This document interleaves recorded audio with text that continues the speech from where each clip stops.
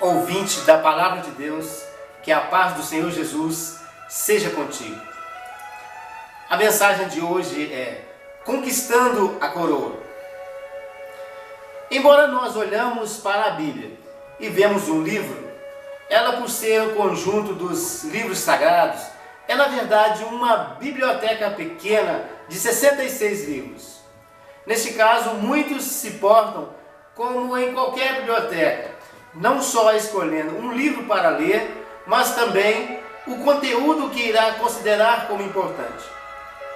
No entanto, se os dois assuntos principais deste testamento deixado pelo Pai é a salvação e o reino, para nós tudo vai convergir no sentido de levar a salvação aos outros e de estar participando da edificação mútua dos santos. E uma vez que já fomos salvos, ao considerar o conteúdo relativo à nossa vida, podemos dizer que a Bíblia é o livro do reino. Hoje vou falar um pouco sobre a palavra coroa, ressaltando os importantes ensinamentos dos textos relacionados a ela. Que peso de importância tem a palavra coroa registrada na Bíblia? O sentido é o mesmo dos nossos dias. Uma coroa, objeto, tem o seu valor artístico, cultural ou simplesmente pelo material usado em sua confecção. Porém, a palavra coroa também é usada para expressar o poder de governo de uma monarquia. Então, quando se diz que um rei perdeu a coroa, isto indica que ele foi deposto do cargo que exercia ou que não conseguiu exercer o governo sobre o reino. Segundo a Bíblia, não podemos perder a salvação, mas podemos perder o reino. Quando ela diz, venho sem demora, conserva o que tens, para que ninguém tome a tua coroa, Apocalipse 3,11, não significa que haverá uma competição, porque o vencedor é exatamente aquele que ajuda o outro a vencer. Porém, o sentido real é este. Não deixe que nenhuma situação ou pessoa seja usada pelo inimigo, contribuindo para que você venha perder o reino. De acordo com a nossa conveniência, podemos atribuir muitas coisas, tanto aos galardões como às coroas registradas na Bíblia. Na medida que examinamos cada uma delas, percebemos que há um ensinamento sério a nosso respeito, no qual o esforço humano é mencionado com muita ênfase. Quando Paulo fez uma comparação com os atletas que correm no estádio, ele apresentou o reino como coroa incorruptível. A salvação não depende de quem corre, e muito menos de quem se esforça, e sim de Deus exercer a sua graça, da qual nós fomos beneficiados. Mas para o reino, esta corrida é sinônimo de esforço. Ela fala de uma seriedade tão marcante que, usando a si mesmo como exemplo, Paulo reduzia o seu corpo à escravidão, sabendo que ainda que estivesse pregando aos outros, ele mesmo poderia ser reprovado. 1 Coríntios 9, do 24 ao 27.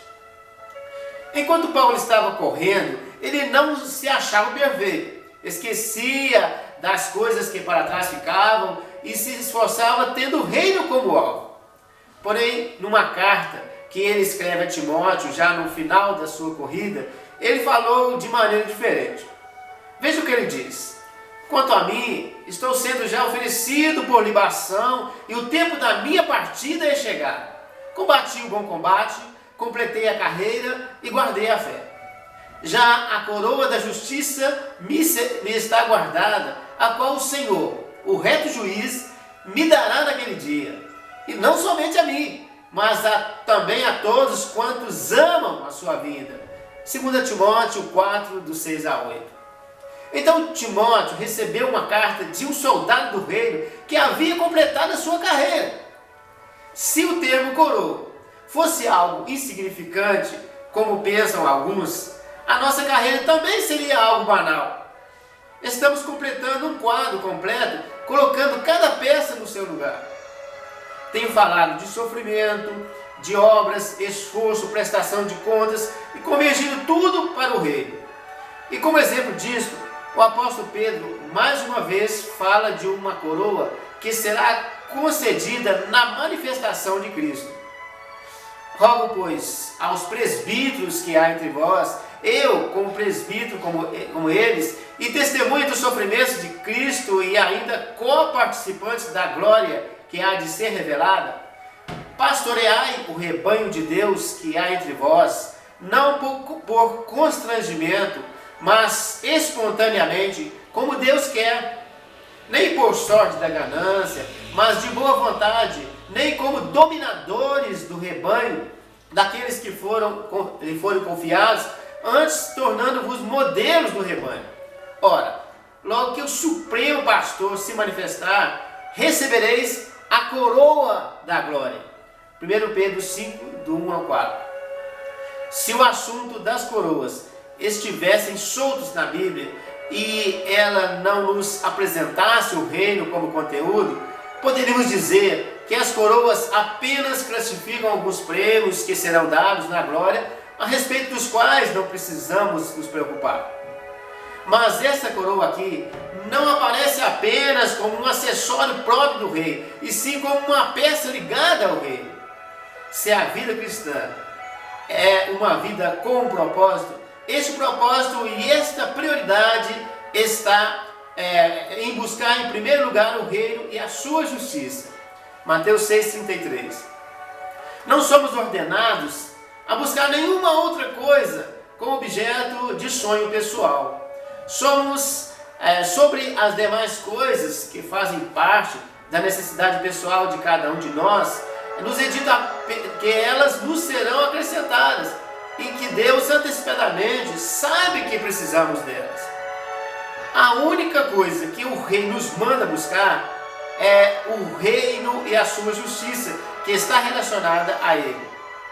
Portanto, o galardão e as coroas expressam uma única recompensa, que é a aprovação para reinar com Jesus na próxima dispensação. Eu moro num país onde a Constituição permite liberdade religiosa, mas em alguns países a realidade é outra. E no primeiro século, por exemplo, da nossa era, o Império Romano perseguiu duramente a igreja, e o peso dessa coroa e a sua respectiva conquista muitas vezes valia o preço de morrer por Cristo. Essas são as palavras do rei numa revelação dada a João na ilha de Patmos. Não temas as coisas que tens de sofrer. Eis que o diabo está para lançar em prisão alguns dentre vós, para ser disposto à prova, e tereis tribulação de 10 dias. Ser fiel até a morte, e dar-te-ei a coroa da vida. Apocalipse 2,10.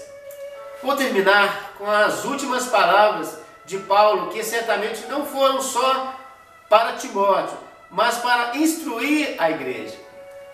Tu, pois, filho meu, fortifica-te na graça que está em Cristo Jesus.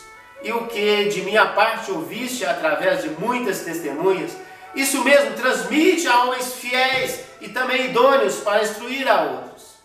Participa dos sofrimentos como bom soldado de Cristo Jesus. Nenhum soldado em serviço se envolve em negócios desta vida, porque o seu objetivo é satisfazer aquele que o arregimentou. Igualmente, o atleta não é coroado se não lutar segundo as normas. O lavrador que trabalha deve ser o primeiro a participar dos frutos. 2 Timóteo 2, do 1 a 6. Na próxima mensagem eu continuarei falando sobre o reino dos céus. Jesus é o Senhor.